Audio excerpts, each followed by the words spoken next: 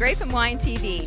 I'm your host, Kimberly Huntermark, and I invite you to enjoy an incredible evening of Icewine here at the Fallsview Casino Resort. This is the Xerox Gala, and tonight we're going to entertain close to 1,000 people here. And my host for the evening, Angela Aiello. Angela, take it away.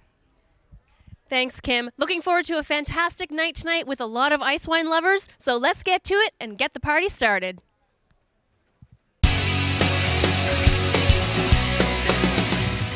Okay, so we're here with Tim from Enniskillen, and we're starting the night off with a glass of sparkling ice wine. Tim, this looks fantastic. Yes, this is our sparkling ice wine, 2010 vintage from Enniskillen, and it's one of my personal favorites. It's extremely popular at the winery, and the reason I like it so much, it's not quite as concentrated as typical ice wine, and it has a bit more carbonation to it, so it's crisp and it's fruity on the palate. Let me crack some open for you. Now, that's a great wine to start off with. Everyone should start tonight with a glass of Enniskillen sparkling ice wine.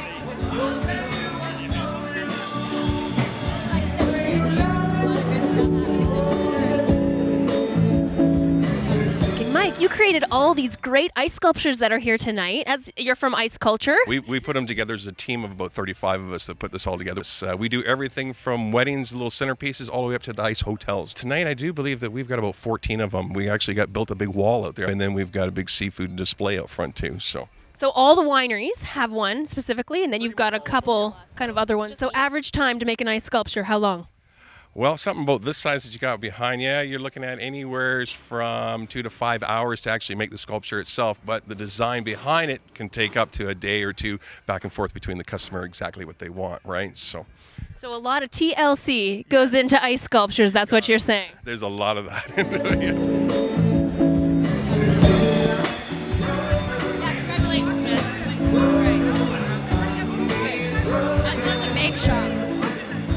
Okay, so we're here with Betty and Tara Culinary. Guys, so happy to see you. And tonight they have their Gewürztraminer Risotto. Maybe you guys can talk to Betty. You can talk to a little bit about why this is your wine and why you decided to display that here tonight. Well, the theme for the gala apparently was a masquerade. So on my label, I have the mask on. So it tied in beautifully.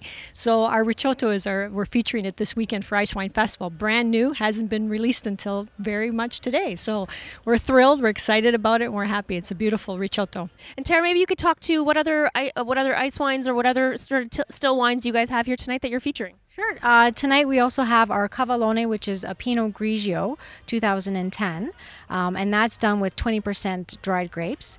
Also we have our Insieme, which is a blend, and it's a blend of Syrah, Cab Sauv, and Merlot, and that's 70% dried grapes. So again, it's the Appassimento. So it's a beautiful, beautiful wine. One of my favorites is like a whole friggin' shopping center of baked goods.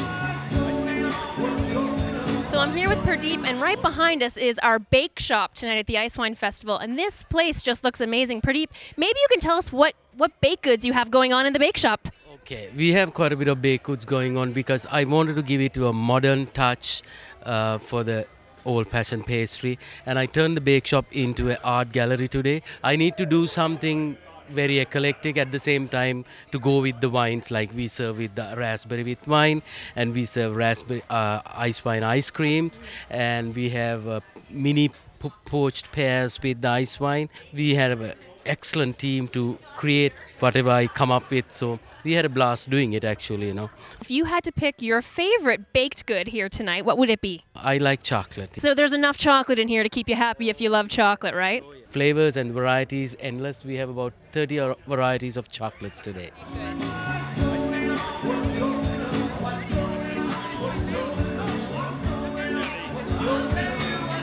Eric, we're drinking your Cabernet Sauvignon ice wine. It looks really delicious. Oh, it's a stellar wine, and it's ice wine. You take one sip and it just explodes in your mouth with flavor. What would you say ice wine winemaking is like? Ice wine winemaking is probably the most challenging wine to make. The problem with ice wine is you have to contend with Mother Nature to get it. You need the temperature to be cold enough to get the harvest. Then you have to harvest it press it at that temperature and that.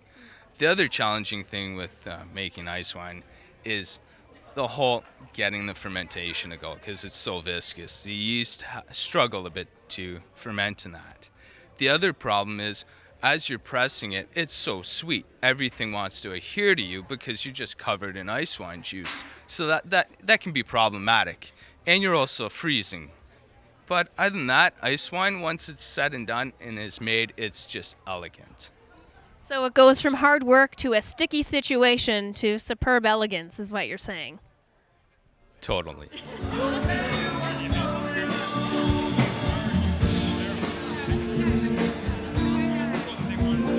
We're here with Carly from Pilatteri. Hi, Carly. Hi, how are you? I'm doing great. We have some Sauvignon Blanc ice wine here. Blanc Icewine, yeah, it's actually very, very unique. This is a brand new release for us. This is the first time we're ever pouring it.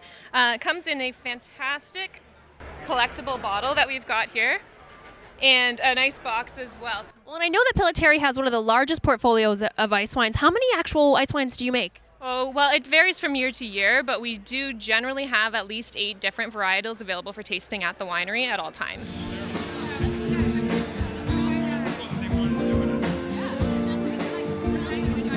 So I'm here with Taylor Thompson from the Ritz-Carlton, Toronto. Now, Taylor, you're from Toronto. You'll serve a lot of ice wine. What would you say is the most popular ice wine when people come into the restaurant and they want to order? For me, the greatest thing about ice wine is that people really approve of you giving them some direction.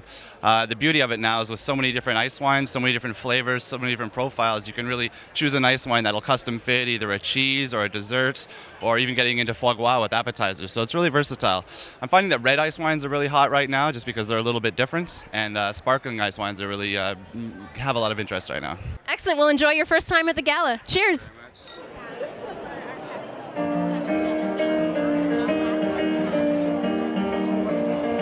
What would you say would be, some of the key drivers that have changed the Ice Wine Gala and the festival in general for 17 years? The passion of the wineries hasn't changed. It's always been a very high caliber. However, I've seen it grow from 30 people that Xerox brought to this event to now our customers are asking us. Right after the event, they're saying, okay, I want to go back to that event next year. So now we have over 220 people here, both Xerox employees and customers, that just love the wineries. And so the intermingling of the wineries as well as the customers and the employees makes this a perfect event. Well, this event sincerely wouldn't be possible without the help of Xerox. So from the Niagara Ice Wine Festival, we say thank you. And from everybody that's here tonight and everyone that loves ice wine across Ontario, we thank you guys for being a part. So thank you very much. Thank you.